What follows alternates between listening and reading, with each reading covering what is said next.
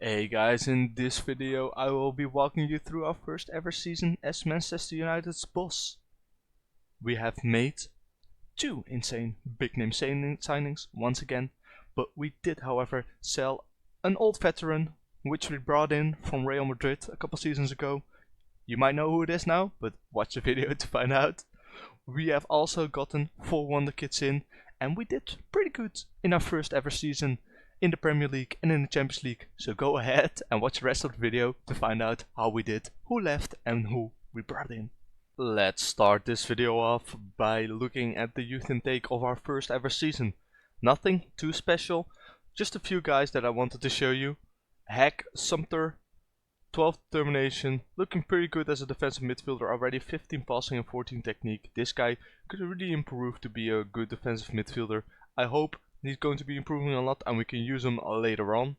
Then we've also got Charlie McCauley, 16 determination, great mentals, a wingback with already 15 technique, 11 first touch and 13 dribbling. So if he just develops his physicals and mentals a little bit, this guy might be a very good left back for us.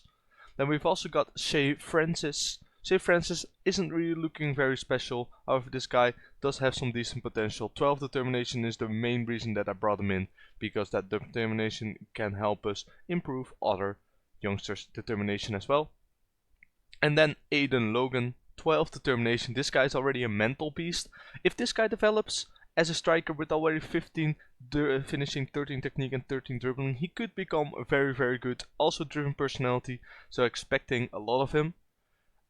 The other youngsters that are in here aren't anything special. I don't think I've seen like anything special among these, except for this guy, an Australian left back as well. Pretty okay technicals, I would say, if it still develops. Mentally, 17 work rate, 18 teamwork and 16 determination is pretty good. And his physicals are also pretty nice. Might turn out to be something, I'm not sure. Let's just keep a look at him. The game doesn't think he's very good, but usually the game could also be very wrong. And then before we jump into the end of the season, I'm currently in March and this game just happened to me. We had a 4.0 XG and a 1 XG against. They had 2 shots on target, and let me show you. They scored the 82nd minute, then we scored the 112th. I went full defensive and then we conceded a penalty. They scored the penalty and went on to win on penalties, which is absolutely insane. It's against Huddersfield and look at their team. Like, no one had actually good stats, all just basic.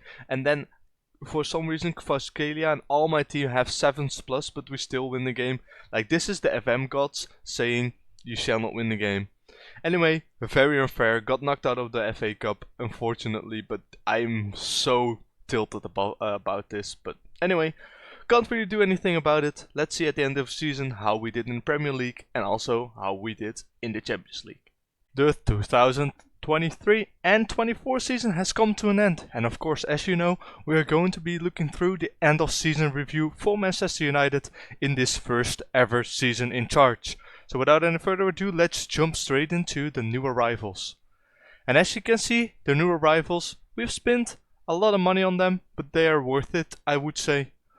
Of course, Mason Mount I didn't bring in, but Kvaratskhelia, still can't pronounce his name.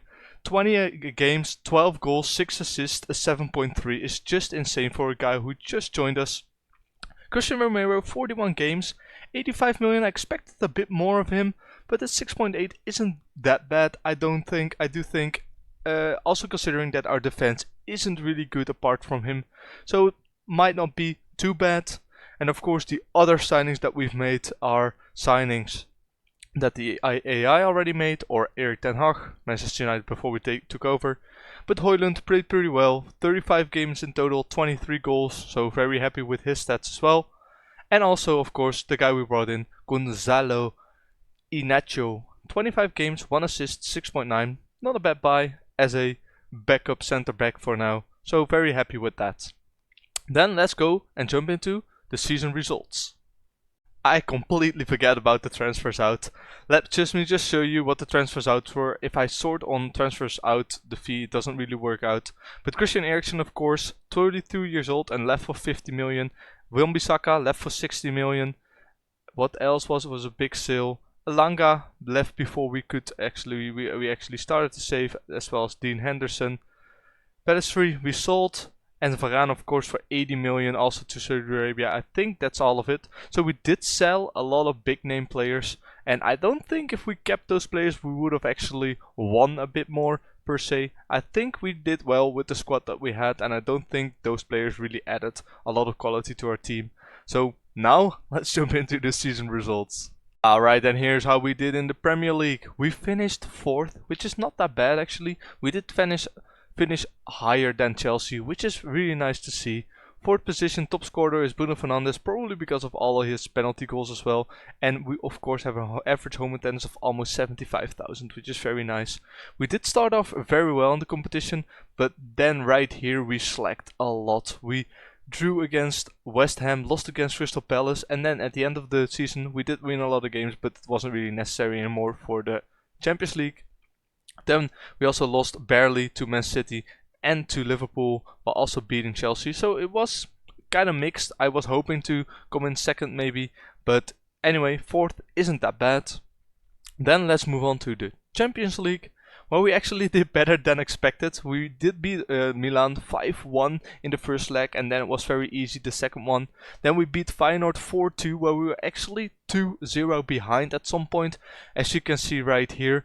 They scored two goals, and then I was like, guys, what the fuck's happening? So I just told them, okay, start playing, and they did turn it around to win 4-2, and then the second leg was a 3-3 tie. Then we did draw Real Madrid at home and then lost against them in the semi-finals. So we actually already made it to the semi-finals, which is great. And the board aren't too happy with that. Just to see, it's insane because they expect me to go for the knockout stage or the round of 16, and then they still give me a C. Anyway, on to the FA Cup. In the FA Cup, we lost against Huddersfield Town. The absolute heartbreak that I already showed you before. The FM gods just didn't like me that day. And the Carabao Cup, we got knocked out in the quarterfinal by West Ham, but that didn't really matter. I played a backup squad, I do think. So moments to remember, I don't really like to look at this a lot. Biggest win was a 8-1 win over Bournemouth, and a 2-0 victory over Arsenal was our match to remember. Then on the finances, we don't have anything to compare it with, but 250 million in sponsorships is insane, as well as 33 million in shirt sales. We did get a lot of broadcast revenue as well from the Premier League, but nothing really noteworthy in here. We can check it next season to what we see this season, but I think it's only gonna go up from here. Then let's go to how we lined up. Of course, we lined up with a lot of our best players in the attack. We do need to increase, make our defense a lot better. So that's what I'm going to try to do, because I think for the attack we should be fine right now. I kind of want to get rid of Sancho and Anthony if I can, because they're not good enough and they're on really high wages. So I just want them out of the club.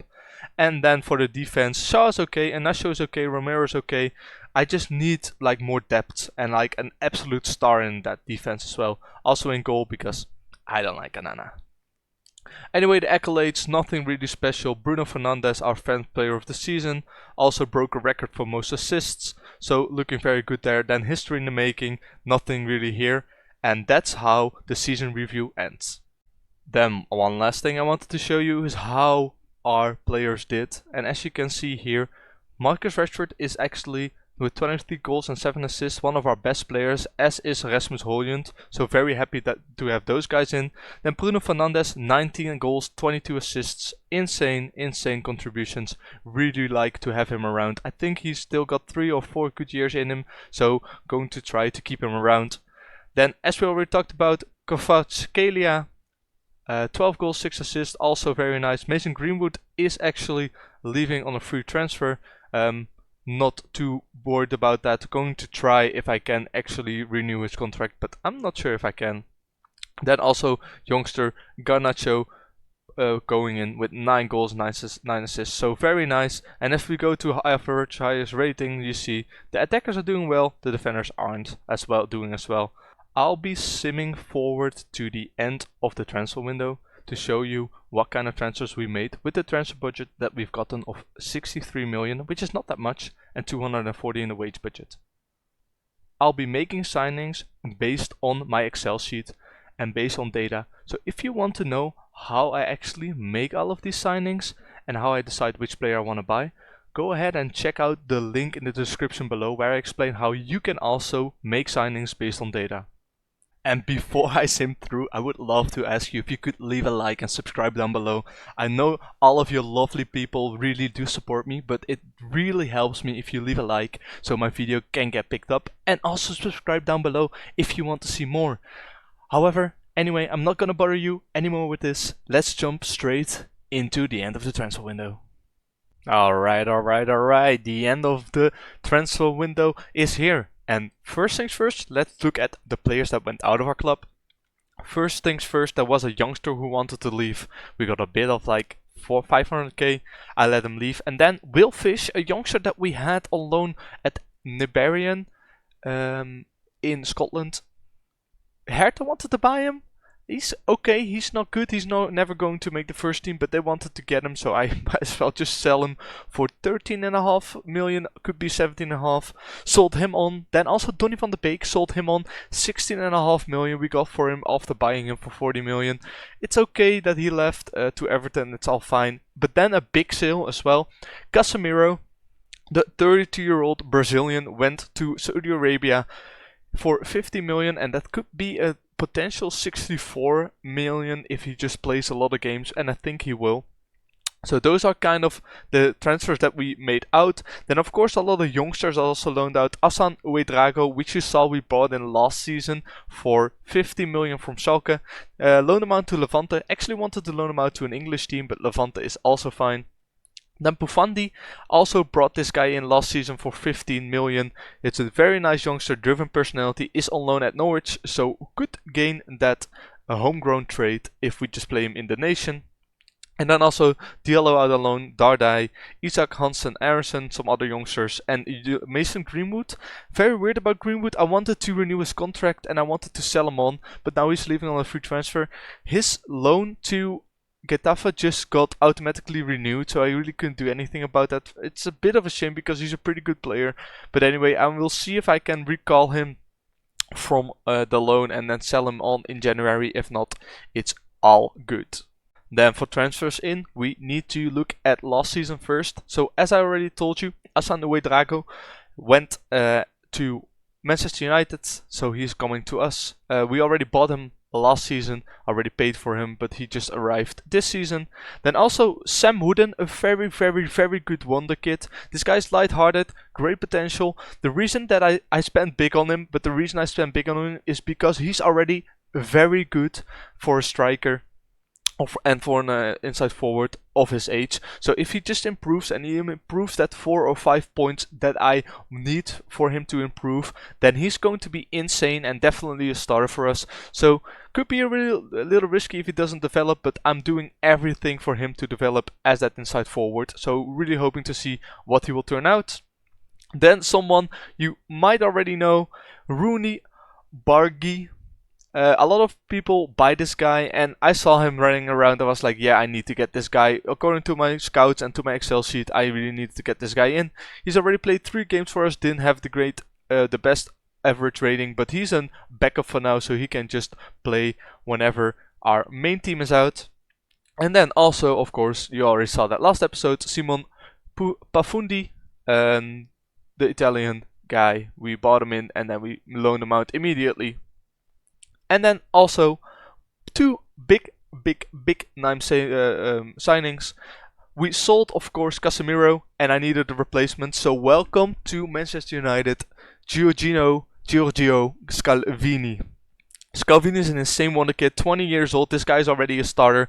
We're going to be playing him as the ball-winning midfielder, and he's going to be insane. Look at those mentals, look at those technicals, physicals. This guy can still improve, and he's a one-on-one improvement on Casemiro and 12 years older. I did spend 30 more million on him, but I don't really mind. This guy is insane, and he's going to be replacing Casemiro in that midfield.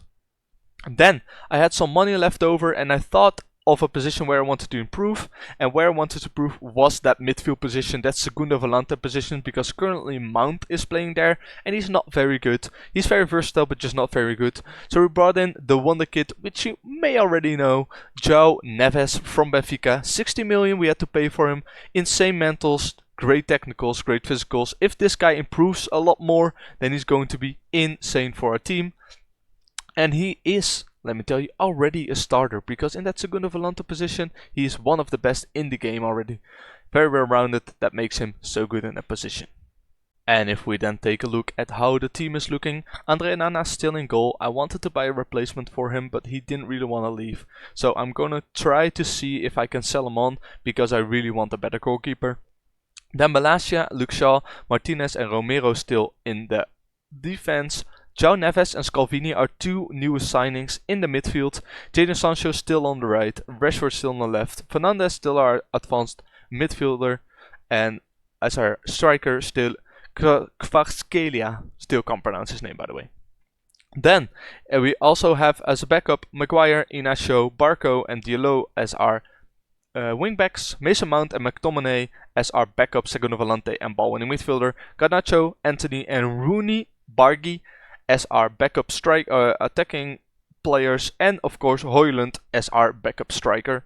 Then I didn't manage to loan out Echeverry, which we brought in last season for 9.7 mil. So I'm going to try to play him as much as I can for the under 21s, and if it's not possible, then I am going to be loaning him out maybe in January and playing him in my first team. I've also brought in Sam Wooden for our first team, because I want him to play with the first team but play his games for the under 21s. So that is how the team is looking. And then last thing I want to show you in this episode is how we've been doing in the Premier League, and we've been doing quite good. The victories aren't that great, with 0-1 and 2-0 over Norwich and Bournemouth, but the 5-2 victory and the 4-1 over Leicester and Tottenham are quite okay. So looking forward what this season can bring. We have Chelsea, Liverpool next up, so it's going to be very hard, and also in between that we have FC Bayern, but I do think we have improved our team a lot and we have gotten a lot more quality in, so I'm very happy with the changes that we made. Anyway, for now I want to thank you for watching. I hope you've enjoyed. Join me in the next episode where we're going to see how we can do in our second season as Manchester United's boss. Anyway, once again, thanks for watching, I hope you've enjoyed, and I hope to see you in the next one.